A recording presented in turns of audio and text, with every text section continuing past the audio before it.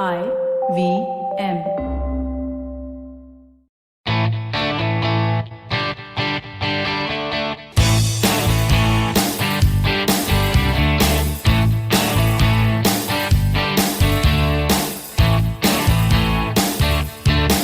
Hello and welcome to a brand new episode of the Musafir Stories, India's very own travel podcast, where each week we discuss the story of travelers in their own words and relive their experiences with you, our listeners.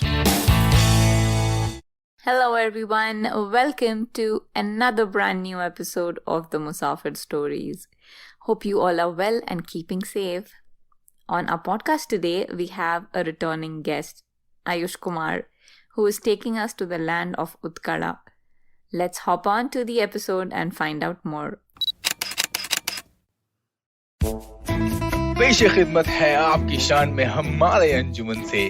Hi, I am Sadaf. And I'm Arshit. खाने का इतिहास, economics, policy, psychology, सब है menu पे. Only on the Naan Curry podcast every Wednesday. सिर्फ IVM podcast app या website पर या फिर जहां से भी आप अपने पॉडकास्ट सुनते हो. So with that introduction, we'd love to welcome back Ayush Kumar, a very dear friend and traveler to the Musafir Stories. Hey Ayush, welcome back to the Musafir Stories. Hey Faiza, hey Saif, how are you both? Good, how are you and welcome back. Thank you, thanks again. It's always great to be a part of Musafir Stories, and being the second time, it's really, I feel to be privileged to be a part of this. Yeah. Thank you. We Our loved pleasure. your previous episode on Bhubaneswar, and we're happy to hear more from you. Yes, our resident expert on Odisha and all things from Odisha. So really happy to have you, Ayush. But the introduction we gave was quite brief, and also for the ones who are listening to you for the first time, could you please give us a quick introduction about yourself and also about the things that interest you? Hey, hello everyone. So this is Ayush Kumar. I'm very generic and IT person from Bangalore. My native is Odisha. So I've been here since past 9 years, and within this duration, when I started my job, I developed the interest towards photography and especially traveling. So I have been traveling extensively in southern part of our country. However, I just miss the bits and parts of staying in my hometown and in my state, Odisha. And one sad part is I do not find many people knowing about the history and the culture of our state, of my state. So I just wanted everyone to have a little bit hands-on, little bit experiencing through just listening to my words and expressing myself about my state. So that's how I would like to introduce myself. And you can always follow me up on my Instagram handle as well. It's soul.traveler.kumar. So that's all about me.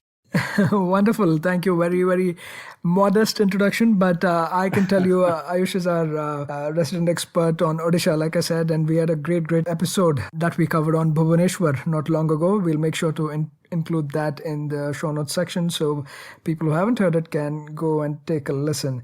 But today, Ayush, now that I've kind of given a hint, where are you taking us to?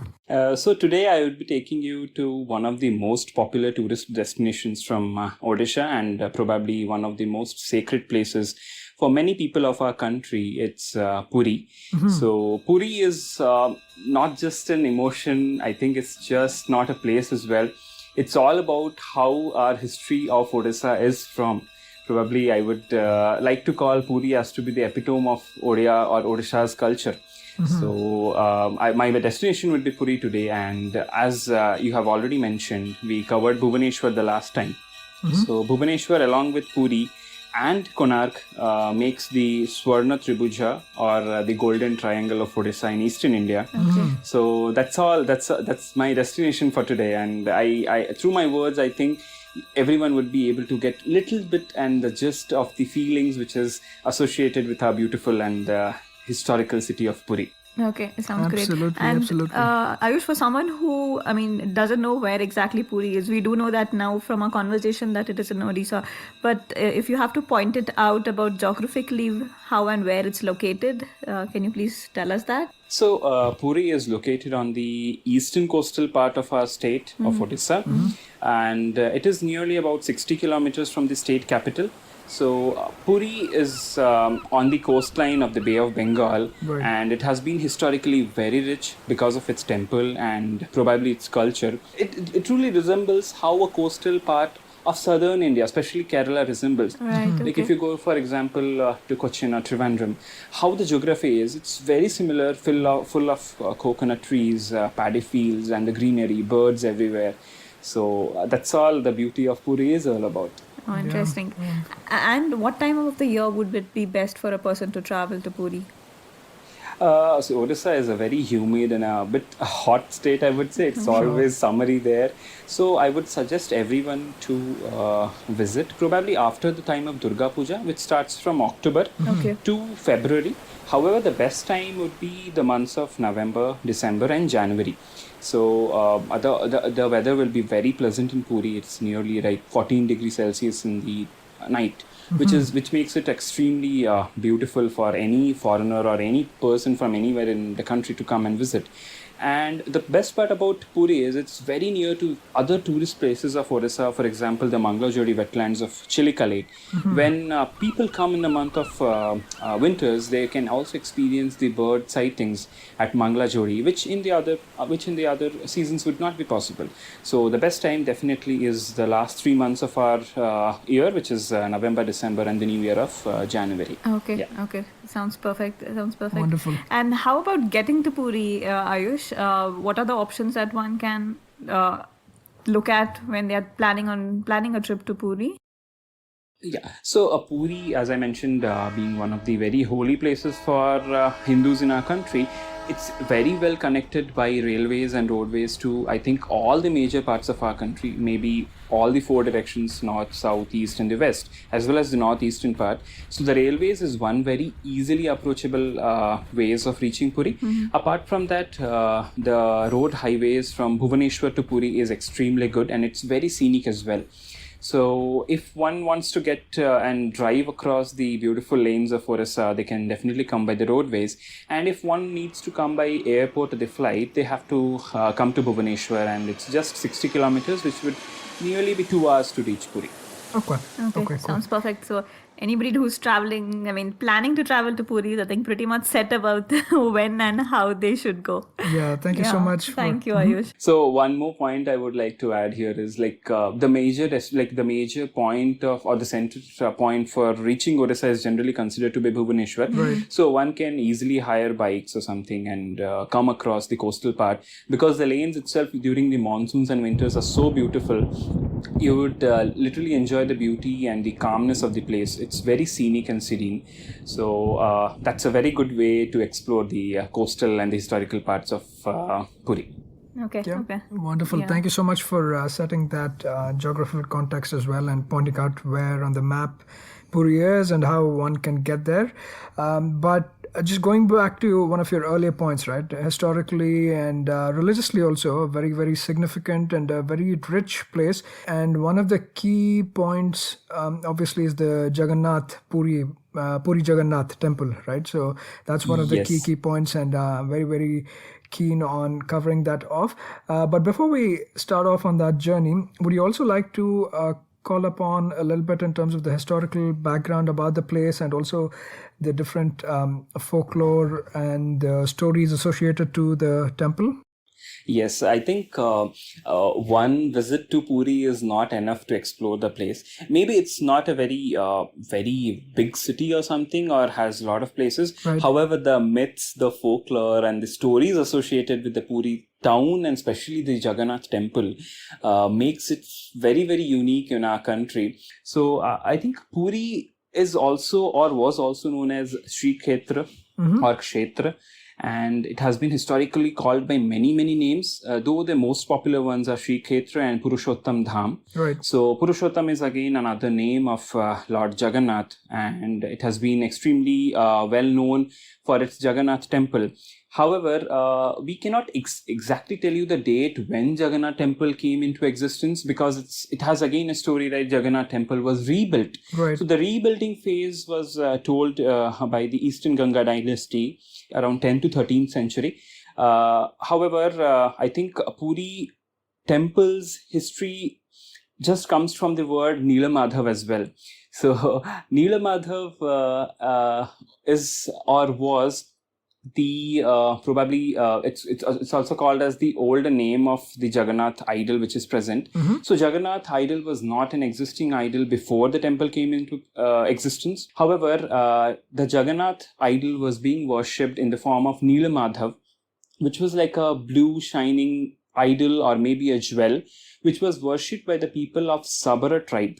So Subhadra is one of the older tribes from the state, and they generally worship gods in the form of trees, in the form of jewels and rivers. So it's historically told that the Subhadra tribes used to worship Jagannath, and there was a king from the Malwa dynasty or from the central Indian provinces of Madhya Pradesh probably, who was an extreme devotee of Vishnu. The king's name was Indradyumna. Yeah. So he got a dream from the gods. So it was Vishnu or the god who told him that you have to go towards the sea beach of Puri in eastern India of Odisha, and you would find a log floating ashore the Puri coast. Right. You have to take that and you have to carve the idols. Again, the story becomes even more interesting. He was not even able to take the log out of the water. It was a mystery. Nobody was able to do it. None of his ministers, neither the king himself. Then he had to again approach the tribal people, the Sabra people, to take the idol, to take basically the log out of the water, which they were able to do. Then they took it to the basically the court or to the fort, and where they were supposed to make the idols from the log. And the thing is, again, when they asked the people to make the idol from that log, nobody was able to even scratch a bit from that log. It was so hard. It's again told that Vishwakarma, the architect of our gods, he came in the form of a very old Martian or a very old person, and he gave a condition to the king and his wife that I would be carving the statues out from this log, but nobody should be seeing me. Right. If somebody sees me, I will stop the work at that point of time, or something maybe unfortunate can happen. So with that, he gave a time duration of nearly a month. The thing was, on the last day, on the approaching last days of the construction, the wife of King Indradyumna, her name was Gundicha, she became impatient. Like, why this old man? There's no noise from the inside room, and what the old man is doing? Is he dead or something like that? So she forced the king to open the doors. And once the doors were open, there was no old man, and I would say the deities or the statues of the god looked to be very different from any existing gods in our country. Right. There was no complete hands, there was no complete feet, and there were three idols. So the first idol was of Jagannath, Vishnu, his elder brother Balabhadra, and his younger sister Subhadra. Subhadra's hands were not at all made. Yep. So the the king Indradyumna thought it to be a god's wish to leave the idols in the same form, and till today we are worshipping our Jagannath in that way and that form itself. We have never you will not find any modifications in the way the idol should be looking. It is exactly the same, and it is made up of neem wood. Generally in India, yes, neem wood. So generally in India, you would find most of the statues to be made up of stone or any kind of a hard rock or a metallic form. But this is the only place probably where you would find it of being made up of wood. So that's the folklore associated with the Jagannath Temple and its history. So yeah. Yeah, very, very interesting story, and a lot of great references you've made there as well. So thank you for calling those out. And to your point made earlier, that it's believed to have been reconstructed right after that by the Eastern Ganga king, Chodaganga. Right, that was his name, around 1136 AD. So that's time since we know first off about the temple. And we were kind of touching upon the riches of the temple also, right? The temple has seen several attempts, even in terms of just invaders coming and plundering for the loot, right? For the riches of the temple. So that's happened a lot as well. But the beauty of it is that even through these centuries, it has stood through the test of time, and the temple still stands. So one can just imagine the amount of riches the temple and the rulers of the place also possessed during that time, right? So some really Yes. interesting stories associated to it, and also calling out the fact that the deities as well, they're made of wood here and are very different to what you might see in other places in India. Yeah. So Yes, all of with those those. big eyes, it's Yeah. like we literally we from Odisha. We when we see into those eyes, it's like a universe within it. So Jagannath literally means the Lord of the universe, right? Right. And these Britishers, when they came to India, they took the word Juggernaut as well in their Yep. Oxford dictionary. Basically, I can tell that. Yep. So it means something which is immense, which is very huge, which has no limits, and that's how we can describe Jagannath to be. Yeah, definitely. I think that's a very interesting reference you made as well. That the word juggernaut, right, that we have in the Oxford Dictionary, that was actually inspired Coined, by the word Jagannath, and apparently they were really like blown over by the size and the magnitude of even the. We'll touch upon it later in the conversation, but the chariots, right? The Rath, basically. Exactly. The size of Yes. them, just the force of them, the sheer magnitude, they were just blown over. And yeah, Juggernaut basically now in English refers to as something that's unstoppable force or something of great magnitude, right? So Exactly. yeah, a little bit of trivia there as well to add to the mix. Now, quickly jumping into a little more in terms of the specifics, right? Obviously, we touched upon it that the Jagannath Temple is the heart of Puri, right? That's the key, Exactly. key monument, key place. Everything from spirituality to religion, and even like overall, I was reading up that 80% of Puri's economy is based off of the Jagannath Temple and its associated tourism, like the devotees who travel there, or even in terms of employment, the huge kitchen and the different rituals, the festivals, all of those.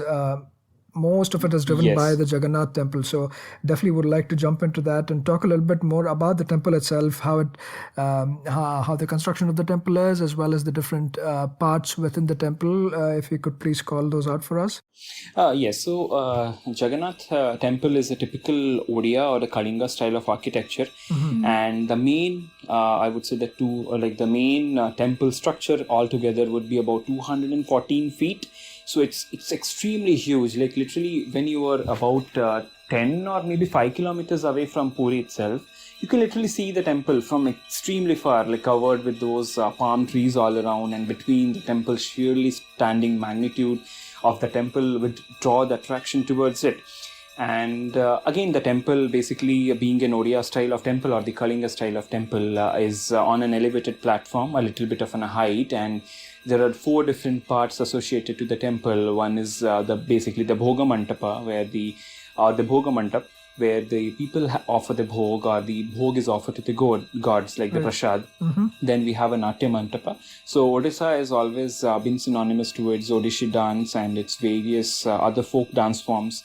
So historically, you would see most of the important tourist destinations and most of the important temples, the large ones in Odisha, definitely have the structure of Natya Mantapa. Even the Konark Sun Temple has it. It's very beautifully carved out there. So similarly goes in for the Puri Jagannath Temple as well. Then you have the sacred sanctorium as well, the main place where the temple deity, the 3 deities are kept. And not only the temple not only has just Jagannath, Balabhadra and Subhadra, there are many other smaller temples within the complex. One needs to spend quite 2-3 hours to explore all the temples. Like there is temple of Durga, there is temple of Lakshmi, because Lakshmi itself is wife of Vishnu. So there are many smaller temples like inside the Jagannath Temple complex. Apart from that, as you mentioned about the kitchen, so it's an amazingly very proud fact that the largest kitchen of our world, it's in Puri Jagannath Temple, and it nearly cooks food which never becomes less for any of the people coming to the temple. So nobody goes Hungry, without having any. Yeah. Exactly. So that's how much scale of the Jagannath Temple's kitchen is, and nearly around 800 people work daily to make food or the prasad there. And after offering the prasad or the bhog, as we call in Odia language, So to the gods, it's offered to the common public as well. And one definitely needs to be there in the temple and have the food. It's extraordinarily very tasty.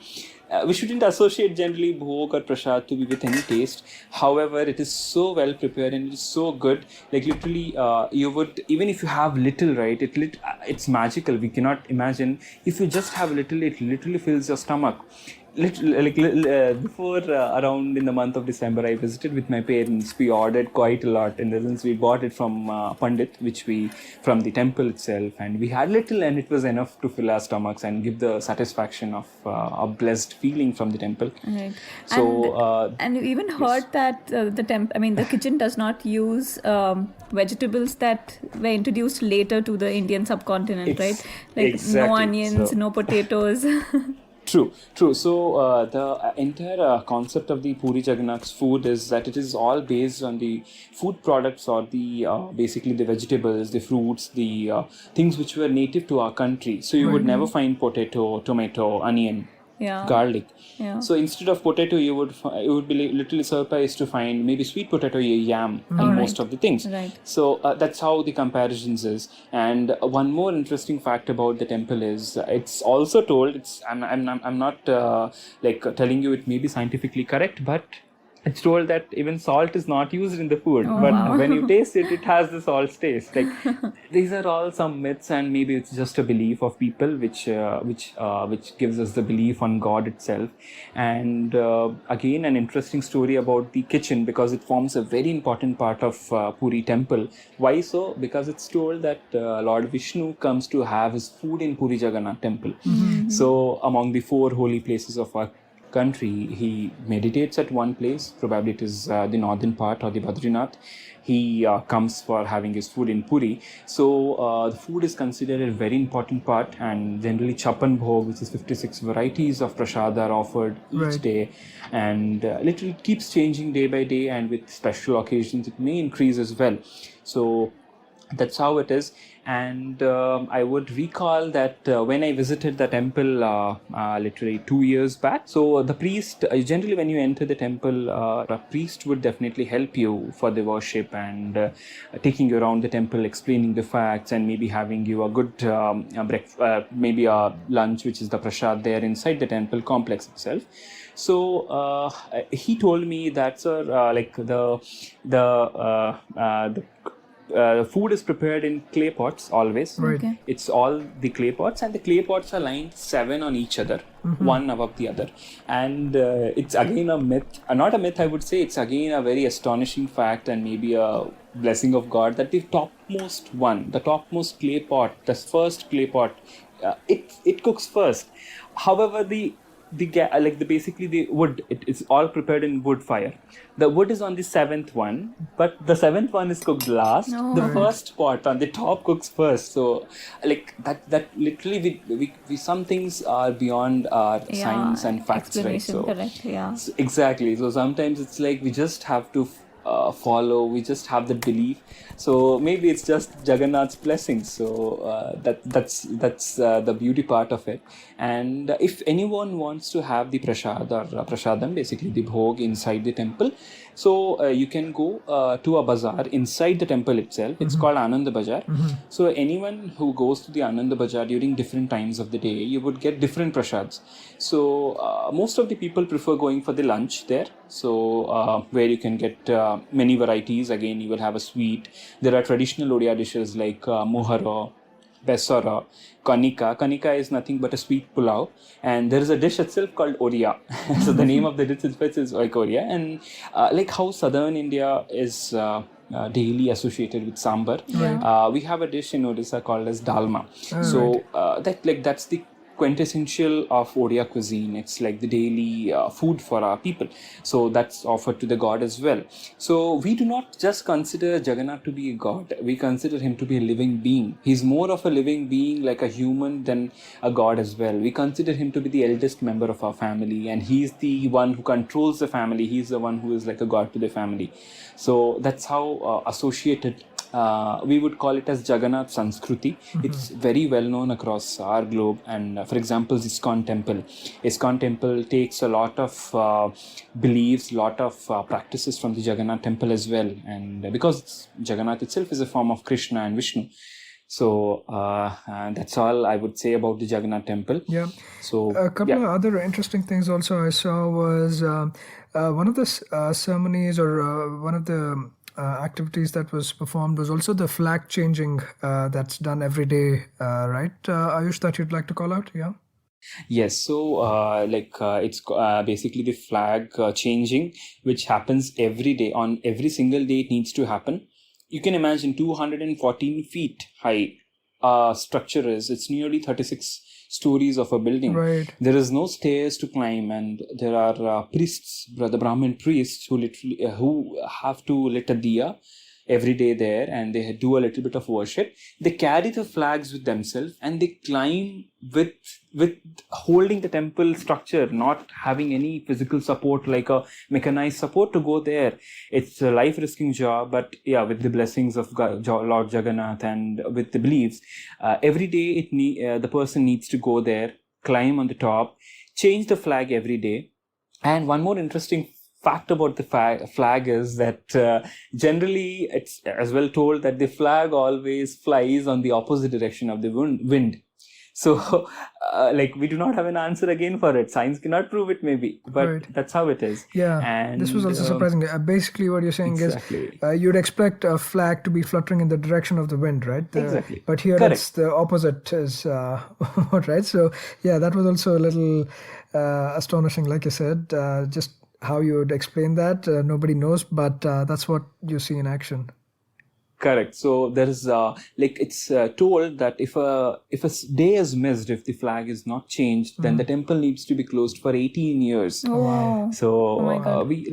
I'm not very aware, and I'm not very sure why that is, but it's been years, thousands of years, it's been practiced the same way, and it has been going on. Maybe it is a cyclone, maybe it is anything. The priest, literally he has to go to the top, he has to change it at any point or any season of the year. And not only the flag, it's also told that the Sudarshan Chakra of Lord Vishnu is present atop the temple complex. So it's again a circular structure made up of Ashtadhatu, as Ashtadhatu is 7, with the 8 metals.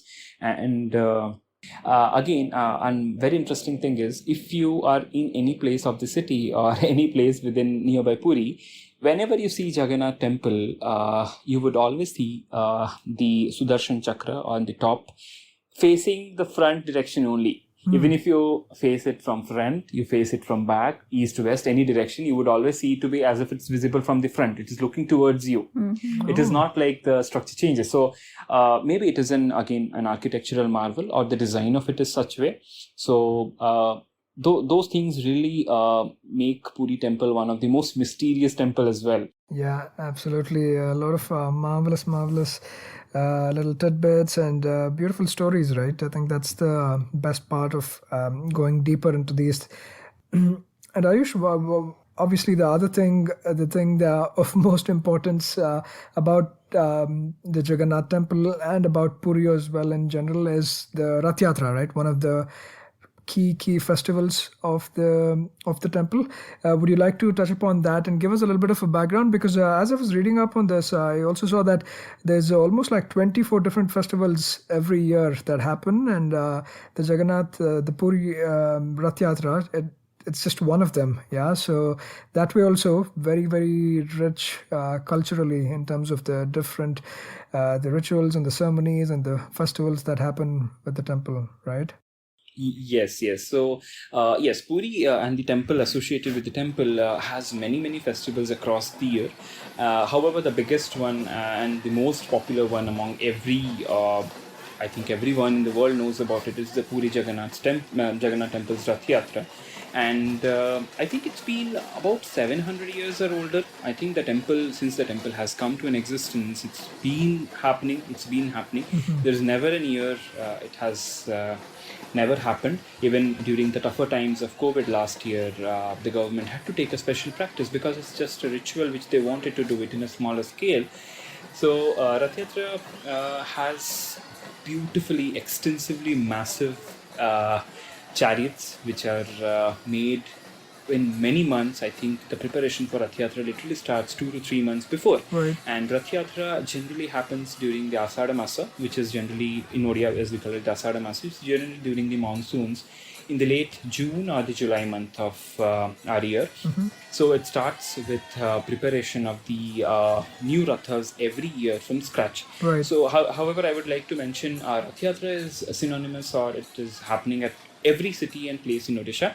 However, in Puri extensively they make the Rathas new from scratch every year, and you would be very surprised again to know about this fact as well, that the measurements used, the components which need to be used in making the Ratha is exactly the same. It's exactly of the same, I would say, the arithmetic and the mathematically accurate precision as it was being used from maybe hundreds of years. It has Right. never changed.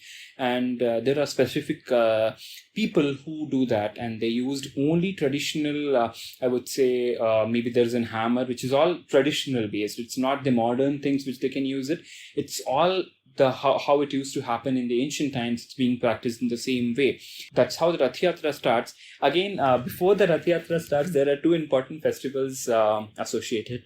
I would start with the Snana Jatra, as we call it. So Snana, I would start with the Chandanayatra. Chandanayatra comes before the Snana Jatra. So Chandanayatra is the longest festival in which the construction of the Rathas start. So that's how the Chandan Yatra is. Okay. And during these times, so some of the deities of the temple are taken out of the temple, and they go on a boat ride in a specific pond of the temple, which belongs to the temple. There are many, I think there are about 5 holy, I would say, ponds or water bodies which are considered auspicious. One needs to take bath there and go. Right. So The Panchatirtha. they are taken. Exactly, Right. something like that. So they are taken there for a ride, and after that, the main festival comes is called as the Snana Jatra. So, or the Snana Purnima. It happens on a Purnima. So Snana, it basically means taking bath. So again, inside the complex, there is a very old well. So the water is only drawn on this particular day. About 108 big pots of water are drawn from that particular well, and the 3 gods are taken out of the temple, and they are literally bathed with that water. It has precious, I think, several other maybe Ayurvedic things as well added to it to make it more pious, make it more, I would say, pure. And it's also told that after the gods take bath, they get fever. So it's called as Anasara, and I would specifically give emphasis on this point is because of the times we are in currently. Do you know, it's very interesting, this Anasara or fever is also called as a 14-day quarantine. So God after getting fever, he himself along with his brother and sister Balabhadra, Subhadra, they go into a 14-day quarantine.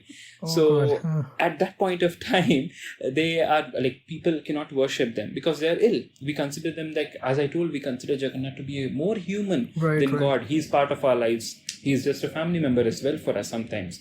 So he gets ill, and they are taken care, and at that point of time they are not fed with the normal chapan bhog because you are not well. So they are prepared with or they are fed with specific things like, for example, khichdi, or we call it as khichdi in Odia. So because it's very light, right? We can understand it. When we are ill, we as well have khichdi because it's very light and easy to digest. Something similar. Right. So it's told, and I was reading it across one of the very good articles from last year before like during the time of COVID, like it was mentioned, when God could quarantine himself for 14 days, why not humans? Right? It's a learning for all of us. Like as I previously mentioned in my Bhubaneswar episode as well, temples are not just points of worship. It's more of points of learning. We need to take inspiration from the learning and learning from the daily activities which are happening in the temple. So these 3 festivals mark the beginning of Jagannath Yatra or the Rathyatra. So once the Anasara period or the quarantine period is gone, the gods are fine. So they are taken in hugely decorated chariots. Again, their chariots have 3 specific names. So the Jagannath chariot is called as Nandi Ghosha. The Balabhadras again is called as Dhwaja, and Subhadra, the sisters, is called as Darpadalana. So these are the three hugely decorated chariots which are literally pulled by coconut. There are very thick coconut coils which are tied to the Rath, because Rath has to be operated manually. There is no mechanical instrument being used there, and people from across the state, especially from the state of Odisha and nearby states of West Bengal, Chhattisgarh and Andhra Pradesh or nearby states, they come there to pull the chariot, and it's also called that the ones who touches the ropes of the temple, like ropes of the Ratha, gets moksha in their life. So it's we always used to, my grandfather always used to make a point that we always go for Rathyatra and we pull the Rath. We just not go and watch it, we pull the Rath. So it always obviously gives us a feeling of being very satisfied, and it's a way of taking blessings. And so that's how the grand scale of Puri Jagannath Temple's Rathyatra is. So again, it goes about for 10 days, and he travels from his own home, which is the Sri Temple, or the main Jagannath Temple, to his to the temple of Gundicha. So the Gundicha Temple is located on the about 3 kilometers from Jagannath main temple, and I forgot to mention that the road which connects these two endpoints, the Jagannath Temple and Gundicha Temple, is called as the Bada Danda, Bada Road, basically. It's huge. It's literally so wide that you can imagine the rathas are so huge. So you need a very huge road for it to be pulled out in a very good way, in a very specific way. So the road's name is called Bada Danda, and it's the, I think, Puri's culture. You can feel it on that road itself. If you just walk on the road, there are several mathas. There are many mathas in Puri which were established by many significant people. For example, Sankaracharya, he has one of his mathas in Puri. And then Ramanuja, he also visited Puri, so he has one of the mathas there. So there are several mathas which are located on the way, and many old buildings as well, you can see it. So I would suggest anyone to take a rickshaw ride on that particular road, because nowadays we do not see rickshaws, the paddling rickshaws, we do not see them. So if you sit on that and if you just go around, you can see so many activities all around, filled with colors, filled with sweets. Odisha is generally synonymous with sweets as well. We cannot live without sweets. That's how it is. So you would find a lot of sweets there. So again, the gods are taken to the Gundicha temple, and that is it's basically a week or a 10 days event. And again, the return journey is called as the Bahuda Jatra. So the gods are again taken back from their Gundicha temple to the Sri temple or the Jagannath temple. Again, people come in huge numbers to pull the chariots back to the temple. And there are other events which happen after that. So I would name one of the most important events here. I think it's called as the Suna Besa. So Suna in Odia, it basically means gold, and Besho is just attire. So the gods, before they go inside the temple, it's open for the public. The gods and the deities are present on the inside the rathas, and they are decorated with all the gold ornaments with the hands. At that point of time, you can literally see hands, the feet of the god. That is all made up of gold, and it is from the temple treasures. It is decorated onto the gods and the deities, and then it's open for the public. It's a beautiful event, and if you see the deities and the idols at that point of time, it is astonishingly very beautiful. It's all gold and with the traditional Odia, I would say, the attire. It literally takes it to a different level. So we all people in our state, after we generally visit the Rathyatra, and we make sure that we are going for the Sunabesho as well. Yeah, definitely very, very interesting. And that whole journey that you called out as well is really marvelous, just in terms of the different connections. And just to kind of touch upon the Gundicha temple that you mentioned earlier on, where the Rathyatra basically ends and then returns from there, that's Gundicha is the wife of King Indradyumna that we referred to earlier, right? So that's the connection from the previous stories that we made as well. So that way, it's really, really fascinating. And one other important... go ahead. Ayush?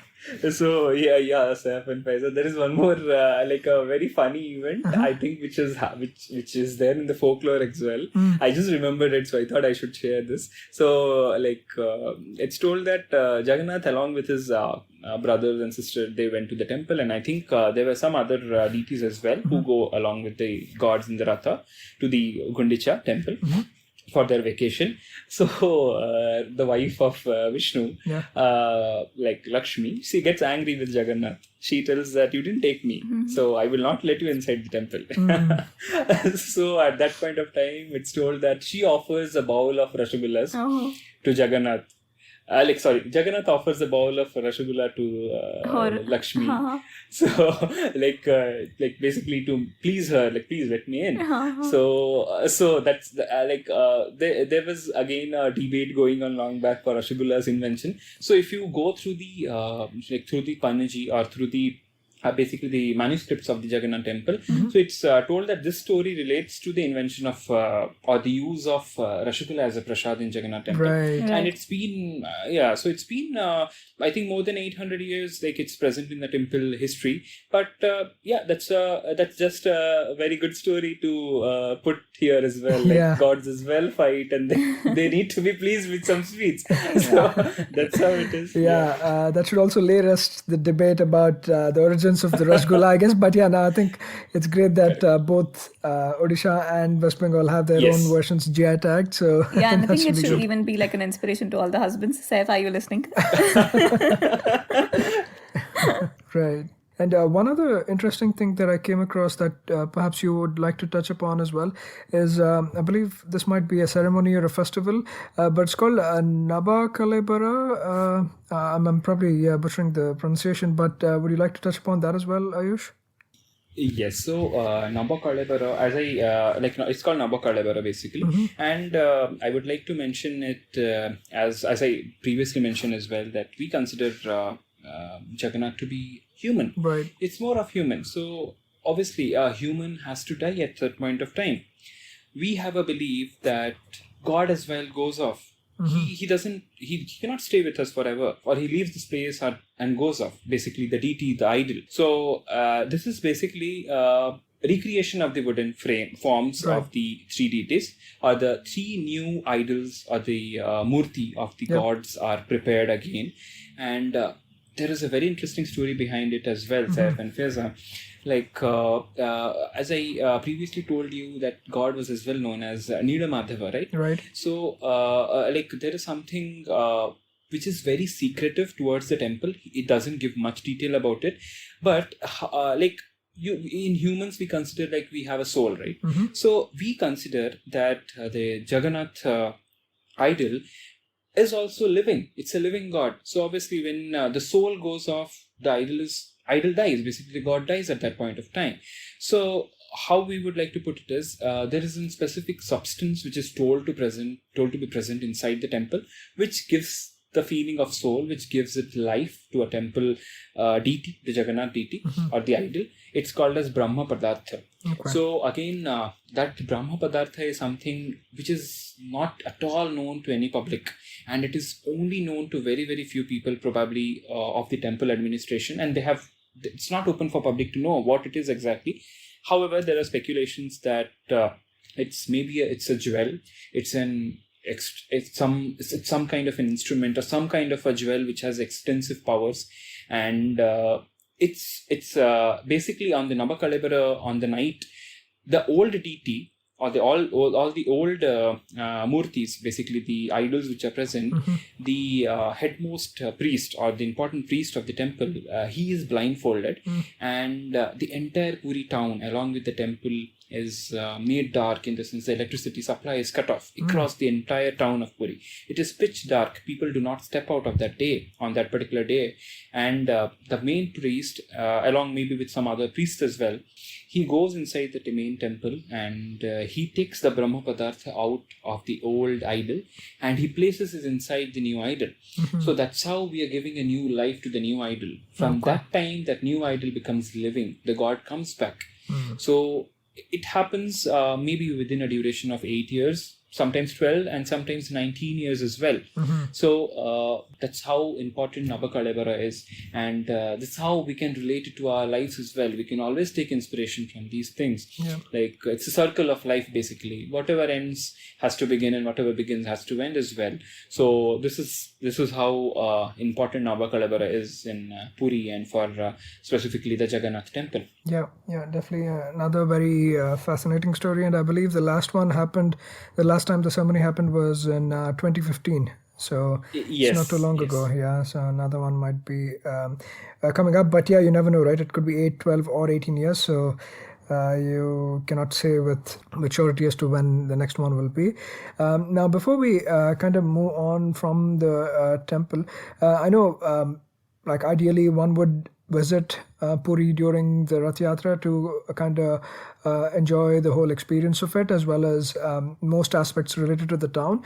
But for someone who might be visiting, say at a time when the Rathyatra is not happening, there's definitely several other options to check out in the town, even though the town is pretty small, like you said. Would you like to call upon some of those options and experiences as well for us? Yes, sir. So I think apart from the Puri temple, the second most important point would be the Puris Beach. It's very crowded most of the time, and especially during the tourist seasons, I would say, or the peak season, it gets extremely crowded. However, thing which makes Puri Beach very, I would say, different from other beaches of the country is its colors, its presence, the people. It's always bustling with that energy, the people smiling, there are always kids all around, and if you're really lucky, we have sand arts which originated in Puri as well. So yes, like India is represented by one of the major dignitaries. His name is Sudarshan Patnaik. He has he displays his sand art for public at the Puri beach. It's sometimes like it's an open theater basically. You can literally go there and you can see different maybe performances all the year round. Sometimes during the December or during the November time, the state government and the tourism department organizes beach festivals there, and some other things which would separate the Puri beach again is I think it will be very interesting for people who are interested in food, gastronomy. It's very, very gastronomically favorite among people for its seafood, of course. You would get good seafood there, and you can enjoy the local sweets. You would literally, if you go to any beach, you will not see people selling sweets there. But if you just go there, rent maybe just 2-3 seats and just sit there and have a relaxing time in the evening during the sunset hours, you can see people selling samosa, maybe different snacks, Odia signatories, and different kinds of sweets, which makes the place very interesting again. So one interesting thing is you would find a lot of camels everywhere. People would be taking camel rides, and it will be very colorfully decorated with our Indian colors. So the whole atmosphere is very thrilling, and it's always good to be at Puri beach. Like how much ever we are, we never get bored of being at Puri, and especially the beach. And as I mentioned before, mathas, people who are looking maybe for a little bit of an spiritual experience or rejuvenation, or they can as well go to the mathas and maybe visit. I'm not sure if you need to have permissions or what needs to be done for it, but yeah, it's an important place, an insignificant place for Puri city and our country as well. And the other thing which I think would definitely comes to my mind is the bazaar, or the other streets and the roads across the town of Puri nearby the temple to the Puri beach, the entire stretch. You would like literally find the Odia, or maybe saris, very famous. You would get the typical Odia clothing there. You would get very good sweets, no doubt about it. So there's a very specific sweet which I would like to mention from Puri. It's called khaja. So khaja. So it's like basically long fried crepes made up of maybe maida and then fried in ghee or a little bit of sugar. So that's how the description is. A little bit of cardamom in it. So it's told to originate in Puri, and you would find several versions in our country, and one from Andhra Pradesh as well goes. That's one of the sweets which I would like to mention from Puri. And yes, if somebody is interested for buying traditional Oriya, maybe handlooms or traditional Oriya artifacts, they can easily get it in Puri. Like literally each and every shop there is selling you shirts which are of the Oriya attire, of the typically Oriya fabric. So we need to visit those places and explore the beauty of it as well. It's always crowded there, it's bustling again, like you have the smell of the fried things all around, then so people cheering up, and that's how you get a very good feeling of being in a city and enjoying your vacation there. So we should always visit the streets and the lanes to explore the local culture, right? So you would get a little bit of taste over there as well. Yeah, absolutely. Certainly a lot of other things to do as well, like you called out, and especially if you like to say chill out at the beach or even try your hand at a lot of these different handicrafts that you mentioned that are local to the region. So thanks so much for calling all of those out, and for the ones who want to combine this with a bigger itinerary like Ayush called out at the beginning, you could always mix and match with either Bhubaneswar or Konark itinerary together, because they're not too far away from each other. Yeah, so definitely very, very accessible. And a couple other interesting places as well that we touched upon, the Chilika Lake being one of them, the largest brackish water lake in India, right? That's one. And also the artisan village of Raghurajpur. That's an interesting place to go to. It's a little way off, but certainly can be visited for the unique handicrafts that come out of the region.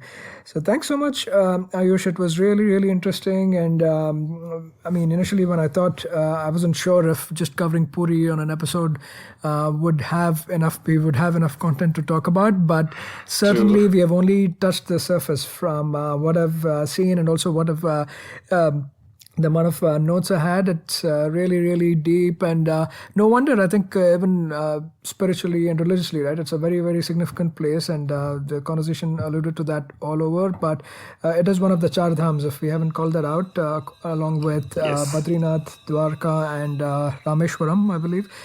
This is one of the Char Dhams, so very, very significant, and has visitors and devotees from all over India and abroad as well. So thank you so much, Ayush, again, for taking us around and telling us some mind-blowing facts about the temple, and it was really a nice episode. And it was great to have you back, I should say. Of course. So good, little like as we planned. I even didn't expect that Puri would be an entire topic to discuss on, an entire chapter. But since, as you mentioned, it's just a scratch. Puri has a lot of other things and maybe other myths as well associated with it. And there are several things which we cannot explore in a single episode, obviously. So I would suggest everyone to just visit it, learn a little bit, and listen to the different stories from people who are there from the local place. You would get the feeling of being in a mystical land, in a very beautiful land, no doubt. Yeah. Absolutely. Couldn't have put it any better. Thank you so much, Ayush. It was a pleasure having you. Thank you.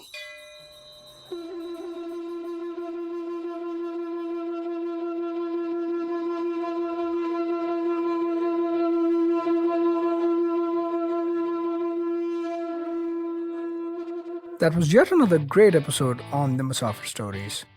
Make sure to show us some love by sharing the podcast with your friends and family. We are on Instagram and Twitter at Musafir Stories. If you like this podcast, don't forget to check out other interesting podcasts on the IVM network. You can listen to us on the IVM podcast app or the website. Follow us on our social media. We are at IVM Podcasts on Twitter and Instagram. I hope you enjoyed that show. If you aren't following us on social media, please do. We're IVM Podcasts on Twitter, Facebook, and Instagram. I'd like to thank the sponsors on the network this week, Seat, Cred, and Global Victoria. We thank you so much for making all of this possible. So this week on Cyrus Says, Tapsi Pannu was recently featured in the Netflix original Haseen Dilruba was on. They discussed her experiences in Bollywood and a whole lot more. On Begin the Journey, Ashish Vidyarthi enlightens us with his wisdom on how one can get freedom from their own thoughts or insecurities when they communicate with others. On The Millennial Athlete, Tanvi and Shlok fill us in on all the drama from the world of sports with Wimbledon, Euros, and World Test cricket making headlines every day. On Postcards from Nowhere, Utsav Momoria kicks off a new series, Beneath the Veneer. We travel to the Hashemite Kingdom of Jordan, where he takes us through his first experience of encountering the Red Sea. We have a brand new show, Misconduct. It's a true crime show hosted by Ragvi, a lawyer, and Nisha, a PR pro. They tell us about the story of Cyanide Malika, the lady who offered cyanide-laden sweets to women and after they died, loot their gold. On the Global Victoria Tech Talks podcast, we showcase some compelling new tech stories coming out of Melbourne. On one episode, Pawan Srinath speaks to Joe Agan from Nelnet International, where they discuss how the pandemic has affected the edtech sector and its evolution. Another episode has Varun Dugirala talking to Ross Simons from Big Ant Studios about the gaming ecosystem and how they envision translating a sport to a game. And with that, I hope to see you again next week. Hi, I'm Zarina Poonawalla, host of the Empowering Series podcast on the IVM network. I happen to be a peak performance coach and leadership coach by profession, and I'm here to share with you productivity tools, life-altering techniques, and real-life hacks to help you achieve your maximum potential in everything you do, your relationships, professions, careers. So tune in every Monday to unleash your inner power. Be safe, be well, be empowered.